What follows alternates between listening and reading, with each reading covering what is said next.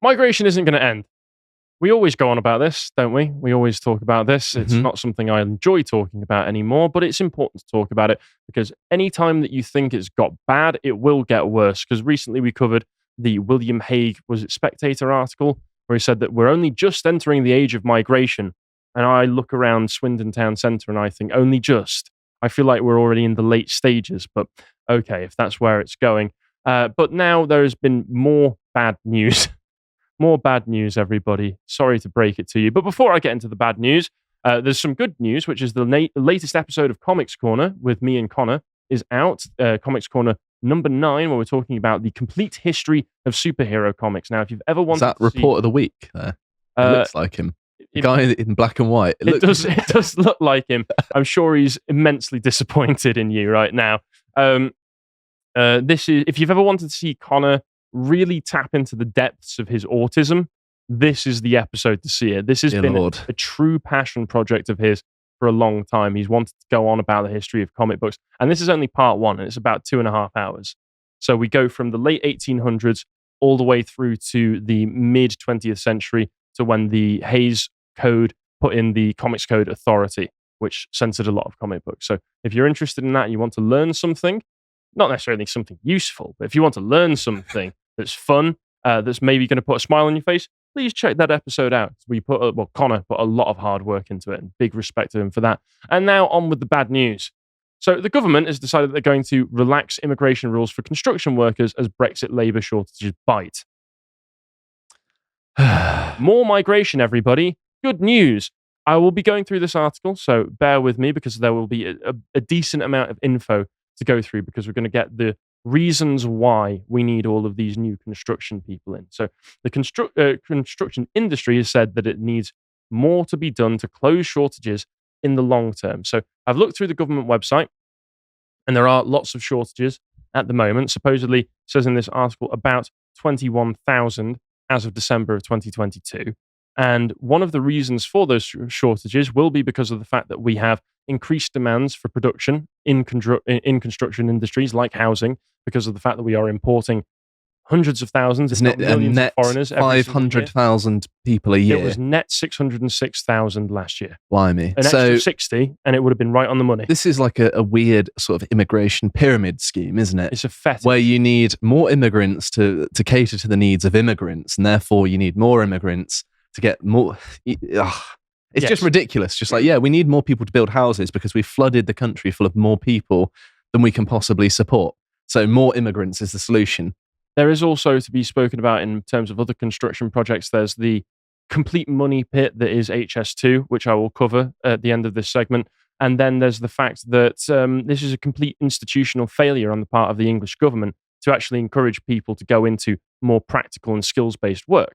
Because after the Tony Blair years, you had a massive push for people to go to university and get degrees that don't actually train them up in anything that you can use to transfer into skills-based work, practical work.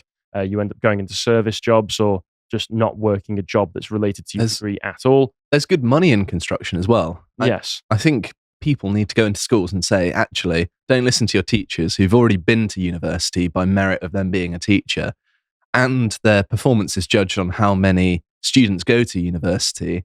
And so they have lots of incentives to tell you that it's the best thing for you when actually it might not be. And actually, getting a trade is probably a really good idea. You can end up starting your own business and making good money.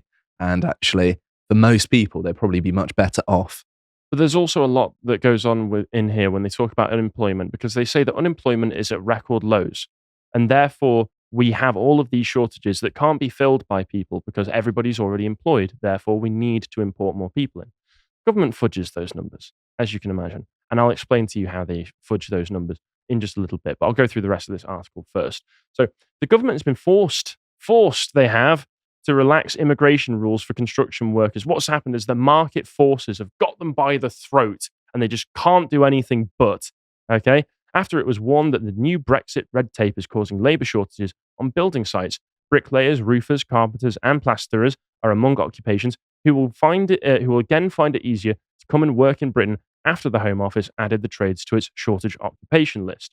The government's Migration Advisory Committee, are the ones in charge of this shortage occupation list when it comes to determining what needs to be opened up for more migration. Because, of course, central government planning always goes well, doesn't it? And I wonder if the Migration Advisory Committee, which was a Blairite project, by the way, it came about in 2007, so it was either implemented by Blair or Gordon Brown after he immediately took over. I wonder if they're going to find that the answer to every question is more migration, because that is literally their job.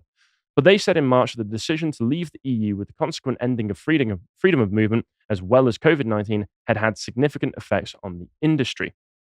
Despite a push to train more domestic workers and attempts to improve recruitment and retention to fill vacancies, the construction sector was still suffering from shortages, which do not show signs of abating, said the committee. But under the latest change confirmed by the Home Office on Monday, businesses will now be able to recruit from abroad without having to meet such stringent sponsorship requirements. Construction industry groups welcomed the change, but said there were deeper problems that needed addressing to permanently close the labour shortfall and fill vacancies, perhaps, for instance, training our own domestic workforce to be able to fill these vacancies. As you said, these jobs pay well, as they should. They are very important. As much as we go on about how we can't pave over the entirety of England to be able to make up for all of the migrants that we bring in, if we were to stop the migrants, we would still need a construction industry. Of course, because yeah. at the end of the day, I've been speaking to some people who've made much better arguments recently on this than people like Tom Harwood ever could. You don't necessarily want to pave over the whole country. There is a lot of deficient housing stock in the country that could be demolished and made way for much better housing and much better quality housing. Yeah, I'm much more in favour of building better quality housing than more of it. And Absolutely. Actually, I would like to see, a complete end to any immigration and a gradual population decline, if possible, because if you look into the figures, you'll see the native population of England and Wales and Scotland has already been declining over the main past 10 problem years is anyway. that the non-native population is not. No, they're vastly increasing, which you could almost describe as a form of population replacement, a great replacement, perhaps. But I've been told that if I do that, I'm on an ADL list somewhere, as well as the SPLC. But when we mention the new housing as well, one of the problems with a lot of the new housing, as Callum has been covering on the podcast quite frequently, is the new builds that are being built in England are terrible quality. They are, yeah. They get kind of want to avoid them. I wonder if that has anything.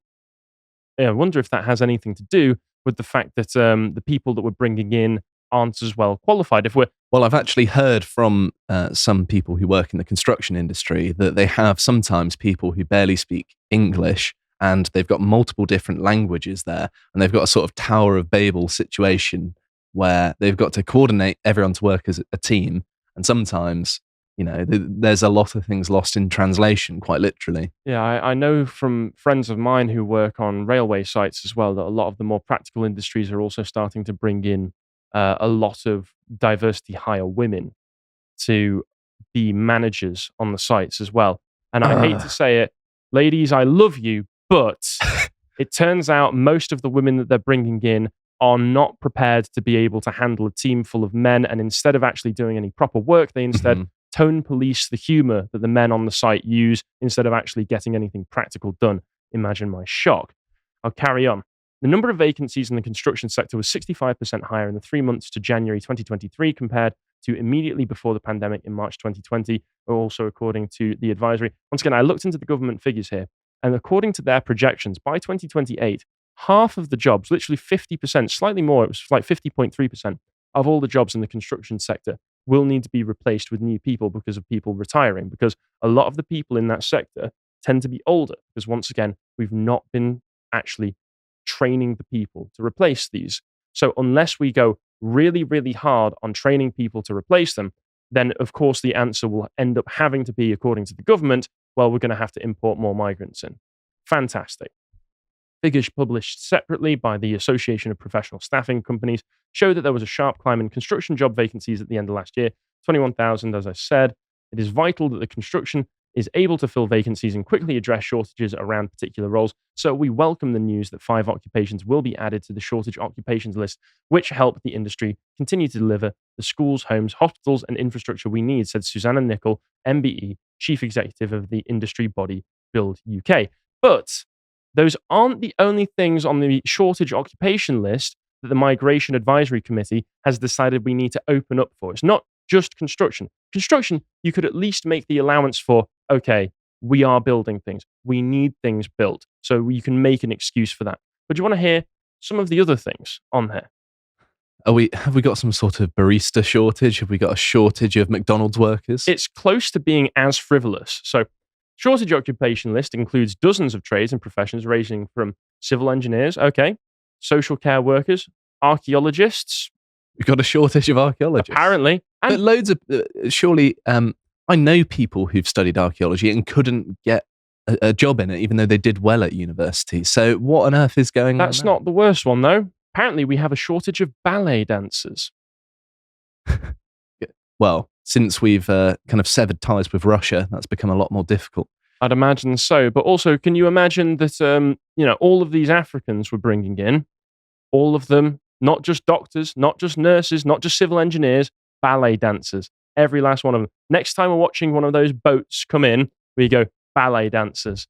There's a new batch of ballet dancers to fix our shortage. Can't wait to see the pirouettes that they can bring. The government said in March that it would bring forward the changes for construction workers, which are now taking effect. It, however, resisted including hospitality workers in the charges, seemingly for completely arbitrary reasons. Being included in the list, and this is what it does, relaxes the conditions to obtain a skilled worker visa, which usually requires a job to hit the going rate salary threshold for that occupation in the UK.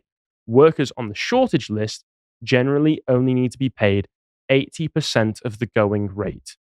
So it will suppress wages. Who would have thought that having a larger supply of people makes wages lower? I mean, that's only basic economics. Not even just in the pure basic economic supply and demand sense as well, but also institutionally, what the government is doing is artificially suppressing the wages, because now all of a sudden these shortages, instead of if you're a business and you have a choice, you get the native domestic worker who you will have to pay the full amount, or the cheap foreign labor. You're going to go with the cheap foreign labor. And shockingly enough, they will probably produce much lower quality work as well. So prepare for mud huts and dirt roads in your area soon. And if we go to the next link I've got here, so this has been spoken about in terms of the shortages and the way we need to fill these job vacancies as well by other senior Tories, Brexiteers, every one of them, so traitors as far as I'm concerned. But at least this guy, George Eustace, says we need people from the EU. Because... Is that the point we've got to now, where the immigrants of the past are now more desirable once more? Yes, they are. Yes, they actually are. I mean, he brings up a decent enough point which says we're allowing in people who are deemed skilled, such as lawyers, insolvency practices, museum officers, and even DJs, when we have no shortages in those sectors whatsoever. I want there to be less DJs, not more. I went to university to study a degree in media. The market for DJs and people trying to work in the radio is absurdly competitive because there is such a limited amount of people across the country. The DJ market is more saturated than Joe Biden's underwear, so we don't need any more. It's probably just as saturated as something like the YouTuber market, the amount of children out there who decide that what do you want to be when you're older? An influencer. Oh, well, good luck with that, Sonny Jim. I hate that term. I know, but anyway, carrying on. He says, we're not allowing people to come here who work in sectors like the food industry, even though there are acute labour shortages in these sectors, and that is contributing to inflation. Is that how inflation works? It doesn't sound like it. I thought inflation works where you print more money, which means the money you already have is worth less because there's now more of it. That's normally how it works, yes. Yes. Interesting how nobody in the government seems to know how inflation works, or refuses to say because they already know, but they know it's their fault. Mr. Eustace said that the agreement should see EU citizens under 35 allowed to live and work in the UK for 2 years, so it's not complete freedom of movement like we had before, but UK citizens would be allowed to do the same in EU member states with which deals were struck. So, I hate to say it, better than what we've got right now, because you know what happened in 2019?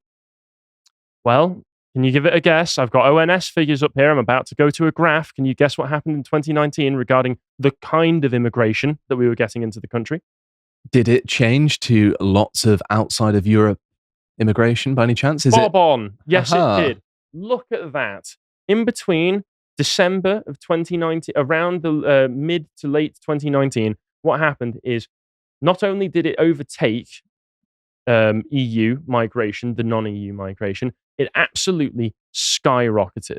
So you could at least say before we were taking in too many people, but they were at least people who are of cultures close enough to be able to more easily assimilate, who didn't have massive cultural problems that cause major issues within our country. We had lots of Polish people come over, and I've never had a negative experience with them, ever. Neither have I. And I've met many. I know many Polish people. I mean, I'm from the north. That's where they tend to go. And they all tend to be very nice people. Mm-hmm. Whereas a lot of these people coming from non-EU countries, I can't say exactly the same of. Yeah, there's a sort of weird third world vibe on the streets of England these days of, am I going to get machete to death? Am I going to get stabbed or robbed? And possibly. If you make the wrong move, maybe. The parent countries that they're coming from aren't necessarily nice countries. It's that they're bringing the values of their parent nation and which are with not it British crime. Values. No, definitely not. No, and then let's look at how the government's fudging the numbers as well. So I think that's the same article. So if we go to this one, so skilled worker shortage. Okay, so this was the that's not the one that I was looking for. Actually, no, here it is. Sorry, there was an extra one in there that shouldn't have been there. So this is talking about the way that it operates when you open it up. And so it says, once an occupation is added to the shortage occupation list, employers recruiting for this occupation is subject to more favorable migration arrangements, most notably a reduced salary threshold, but also marginally lower fees, enabling employers to access a wider pool of suitable workers. So that's just reinforcing that's going to be suppressing wages. But then we see some of the graphs talking about why exactly they have to do this. This might just take a moment. So let me scroll down to graph 2.3. It's also worth mentioning as well, before you get onto the graph, that you're not going to get many Europeans with 20% lower wages, are you? Because that's not necessarily much better than where they'll on the be continent. Coming from. Yeah, so it seems deliberately engineered to get people outside of Europe and North America as well. Yes, but what we have here is the economic inactivity graph from ages 16 through 64. So this is within a range wherein people would be able to work before retirement age, and they're not classed as unemployed, because then that would look really bad on the unemployment graph. What they instead are is economically inactive. The parasite indices, yes. And we can see that it's about 20%. It fluctuates. Horrifyingly high. Yeah, it fluctuates, but it's about 20%. And if you want an explanation of what economic inactivity is, this article has a very nice explanation. So whilst unemployment has remained low, there's been a notable rise in economic inactivity since the start of the pandemic. I mean, that rise is only about maybe 1 to 1.5 percentage points if you look at the graph, but that's a notable rise here, which means that we need to import thousands and thousands and possibly millions of Africans, which has not been reflected in most other OECD economies. This has largely been driven by an increase in young people entering or remaining in full-time education, particularly in 2021, and by an increase in inactivity due to long-term illness, particularly 2022. Sustained high inactivity is predominantly being driven by the 50 to 64-year-old age group, and it is unclear whether individuals in this group are likely to re-enter the labour market. So people taking early retirement. 50 is quite young in this country, at least. It's mainly, my dad retired at 68 years old. He's 69 right now, soon to be 70. And I don't want to embarrass you, Dad, but he's got so bored of it that he's taken on a paper route on a bicycle. That's literally what my dad does just for in his spare time. That's like going back to his childhood. It actually is. I mean, he grew up in the 50s and 60s, so it actually is like going back to his childhood. So I can't imagine it's particularly interesting. But these people are choosing to do it, presumably because there are no incentives for them to continue the work that they're doing. There's very little incentive to work in Britain at all. Yes. The government steals most of it. Well, yeah, you're having your money stolen from you. And if you are of that age group, I imagine you're probably going to be less tolerant of all of the new DEI stuff that is coming through. You're going to be being replaced by people who are not from your country and are vastly less qualified than you and are suppressing your wages. So what's the point in sticking around? You're going to retire early. And therefore, you can get added to the economic inactivity graph and used as more justification for why we need even more low-paid migrants to come in and take your jobs. It is unclear whether, the Bank of England does not forecast any substantial change in labour market participation over the next couple of years. So, as I mentioned, what this graph tells me is that we've got quite a few people who, if given the proper training and incentives, could take the jobs that we've got shortages of. All you would need to do is identify who those people are and provide them with the proper incentives and training. But instead, what we need to do is do infinity Africans into the country and import thousands of people. And if you go back to these sorts of graphs back in the day, I found this one on economic inactivity that goes from beyond 2015 as well, which is obviously when the Arab summer happened and you had lots of Arab Spring happened and you had lots of people migrating over to Europe. This one goes back to 2008. And if you see here, 2008 was actually much higher levels of economic inactivity, probably due to something like the financial crisis that happened at the time. I say much higher. It was about almost 24%, when instead now it's almost 21%. So it's only been a 3% drop, but it was actually higher. But that's still a societal level, a very significant change, isn't it? It still is a significant change, but at the same time, that means that it was higher back in 2008, and yet, even though we had unacceptable levels of immigration then, we still weren't importing a gross of over 1 million per year. Yeah. So what's going on? Very interesting. Once again, I think when I look at a lot of this information, it points to me that a lot of this is coming from malice from the people in charge. I honestly think they have given up hope and hate the English people. I think and want to get rid of them.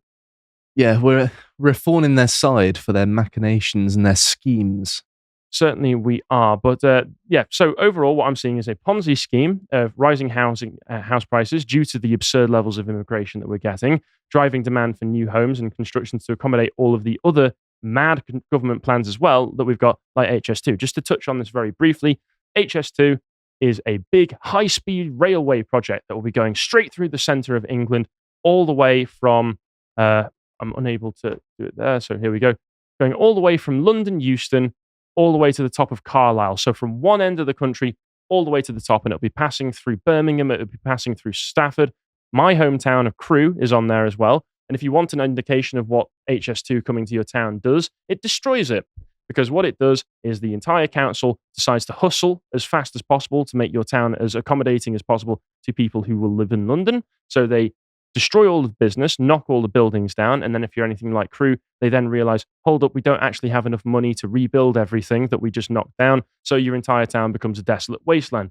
Thanks very much for that one, HS2. But the important thing I want to note here is, as with all government plans, estimated investment, and this is from April 2023, if we see here. The estimated investment needed is £65 billion. That's already a lot of money. It is, yeah. Okay. But how much does it actually cost? Well, it's constantly being delayed. It was originally announced back in 2009. Major construction project would create a lot of jobs that apparently people aren't willing to fill because they're taking early retirement. So we need to replace them with migrants. And how much does it cost? Well, the whole project, which will connect Euston to Manchester, had been scheduled to final completion from 2035 to 2040. So this isn't even a 5-year plan. This is a 30-year plan from the government, because they always work out so great. That's rare, actually, that they think so far forward, to be fair. Yes, but Harper said the section between the city of Birmingham and the town of Crewe, around 60 miles to its north, would be rephased by 2 years. He did not set a new completion date for the whole northern section linking Birmingham to Manchester. HS2 was expected to cost between £72 billion and £98 billion at 2019 prices, but since then the bill has been pushed up by inflation, which ran at around 18% in the construction industry last year, affecting materials like timber, steel, and concrete. 2019 budget was already a big jump from the 2015 estimate of £56 billion. Project has already been scaled back as well. 2021, government scrapped a planned link to Leeds, citing spiralling costs. So we need more migrants so that we can have more houses. And then once we've got more houses for more migrants, we'll need more jobs, which means we create massive government projects to give them massive jobs. And then the government projects end up costing us more money because, of course, the people in charge of these projects have no bloody idea what they're doing, have no idea how much it will actually cost, and are, frankly, making all of this up as they go along. This seems like a sort of high-speed money laundering operation wrapped up in a Rooseveltian nightmare. Possibly, but that's all I've got for that one, folks. Good luck in the future. If you appreciated that segment from the podcast of the Lotus Eaters, you can go to lotuseaters.com to get access to all the premium content that's on the site, such as the premium videos, this one on why ideology is theology. If you'd like to find out what else is being put out, you can follow on Getter at lotuseaters_com on Getter. Thank you and goodbye.